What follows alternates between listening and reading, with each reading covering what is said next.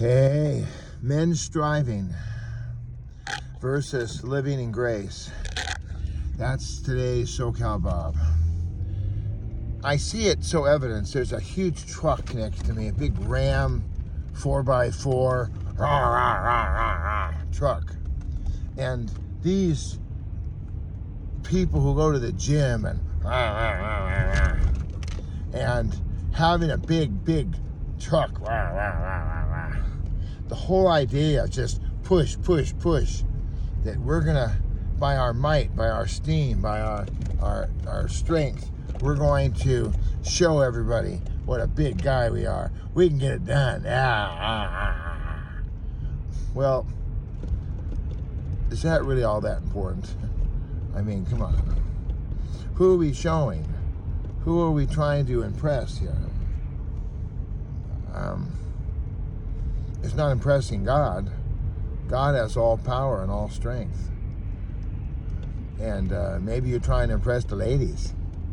One time I was out there with a saw or a hammer or a big sledge. I was moving something, and I went into this elderly man. He was almost 100, to Ben, my friend Ben. I said, "Hey, Ben, you want to come out and help me?"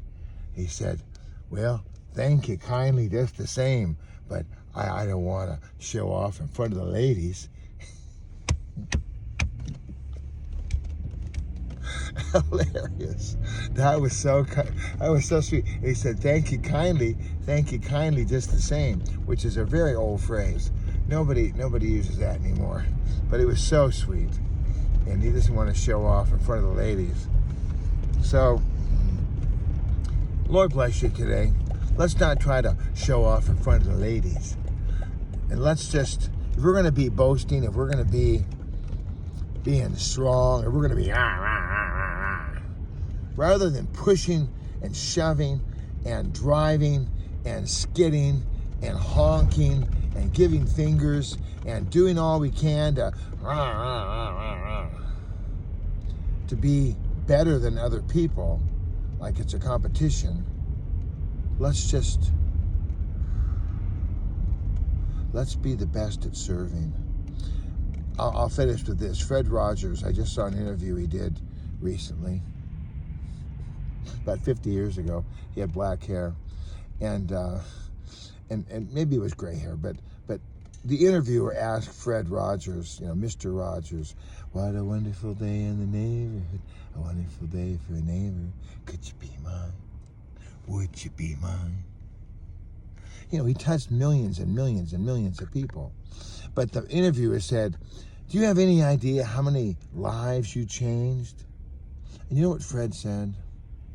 And it just touched my heart. I reached out to my dearest friends and I sent the link to it. He said,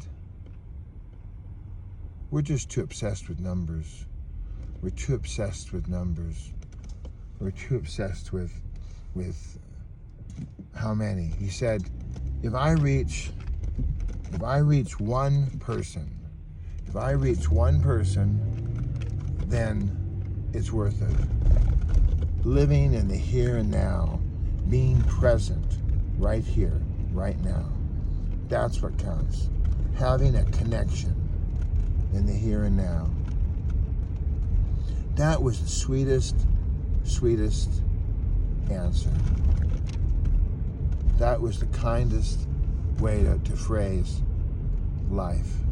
And it's psychologically very sound. I have a bachelor's of arts in psychology, so I am not someone who can just write off and say, well, that old Bobby boy, he don't know nothing about nothing.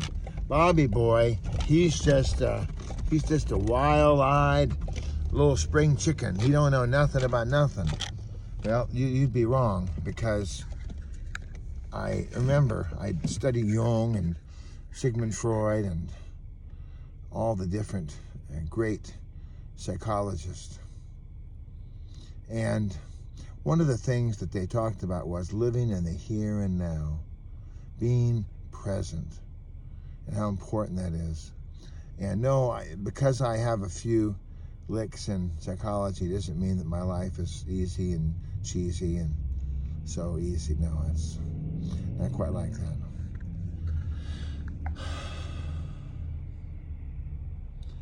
I pray today that we can live in the here and now. And I pray that we would get off of the religious ideas that drive us.